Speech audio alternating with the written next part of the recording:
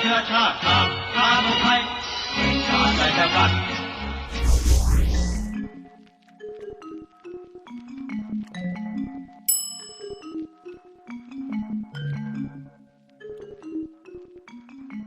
Why Thailand struggles in an identity crisis. Thailand wants Western democracy to respect the Thai-style democracy, which is the political system in which the election is designed to ensure the rule of the generals under the umbrella of the monarchy. Thailand wants Western democracies to understand that to prevent bad people from dominating politics, we must have, from time to time, military coups and the rule of the general. True, the West may have a soft spot for us in many ways. They also have to accept the Thai-style democracy, because what are they going to do? Invade us in the name of freedom and democracy? But no, the West will not respect the Thai-style democracy. On the other hand, the West understands and respects those young people in the streets marching for democracy. Why? Because the West and the protesters share the same value: democracy. But how did the young generation Thais come to have this value? We did not raise them to be that way. We raised and educated them in the same way as with the generations before them, to bow down, shut up, and worship traditional values.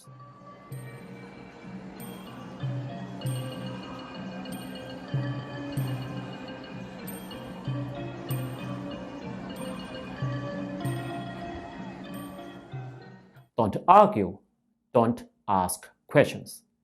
And why does anyone have to care what the West thinks anyway? Here's a bit of history. In 1488, representing the Portuguese crown, Bartolomeu Dias sailed around the Cape of Good Hope at the southernmost tip of Africa, with the goal of reaching India and the Far East. In 1492, representing the Spanish crown, Christopher Columbus sailed west to a continent that became known as the Americas, with the goal of reaching the Far East and India. Then follow the English, the French, the Dutch, etc., etc., etc. The West connected and shaped the modern world, and along the way, millions upon millions were slaughtered. 500 years later, I'm sitting here in Bangkok, Thailand, speaking in English, wearing Western-style clothes, and using technology originated in the West. For better or for worse, with 500 years of historical evolution, the modern world is shaped in the Western image. Globalization is in the Western image. Western values become global values, the benchmark which the rest of us, the rest of the world, is judged upon. Democracy, humanism, feminism, liberalism, progressivism.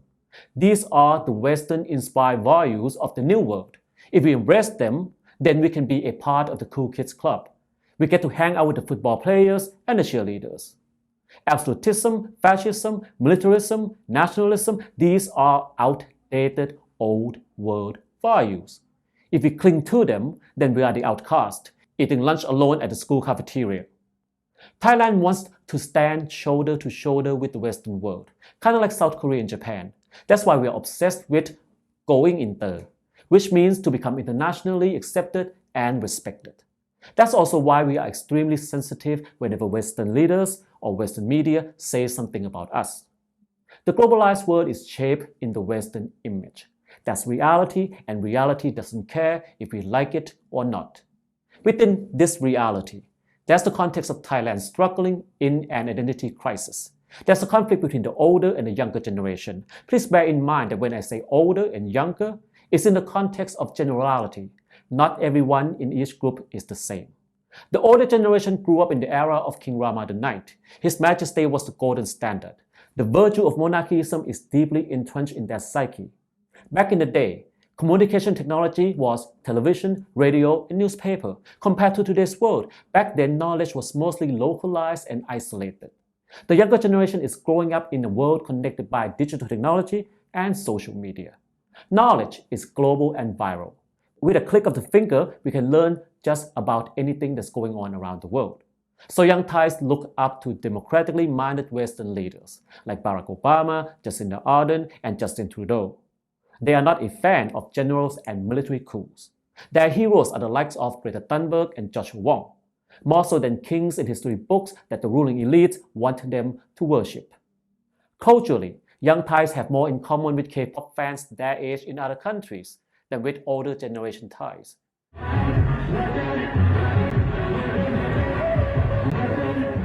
Democracy, humanism, feminism, liberalism, progressivism, etc., etc., etc. These are the values they follow. They see other countries develop and prospered with these values.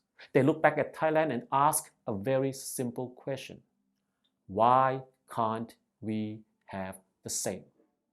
And since the rulers of Thailand are either unwilling or unable to give them the quality of life that they want, they are standing up and fighting for their own future. Meanwhile, the older generation wants to hold on to even the strictest traditional values and is willing to put someone in jail for 15 years if that someone speaks in any way critical of the monarchy. With these conflicting values, the older generation sees a betrayal from within by the young people, whom they call nation haters. They also see a Western conspiracy against the kingdom from without, because the protesters champion foreign and Western values, values that infected the kingdom in 1932 and became a pandemic in 2020.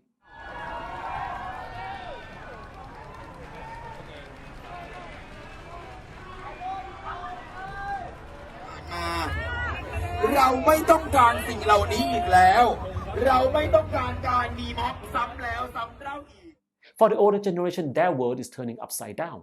You have to understand how confusing this can be for them. Confusion leads to fear. Fear leads to anger. Anger leads to hatred. And so here we are, at the dawn of 2021, a kingdom in an identity crisis. How did all of this happen? If we trace the history, there are many turning points which we will discuss in future episodes. But the original turning point started 500 years ago, when Christopher Columbus got on his ship and went that way, while Bartolomeu Dias got on his ship and came this way. On the other hand, you, the audience, if you like our content, please come this way and click Follow Disrupt on Facebook, or subscribe to our YouTube channel to get a notification when we post the next episode. If you believe in Disrupt, please subscribe to our Facebook page at disrupt.co and become a supporter. It's only 169 baht per month.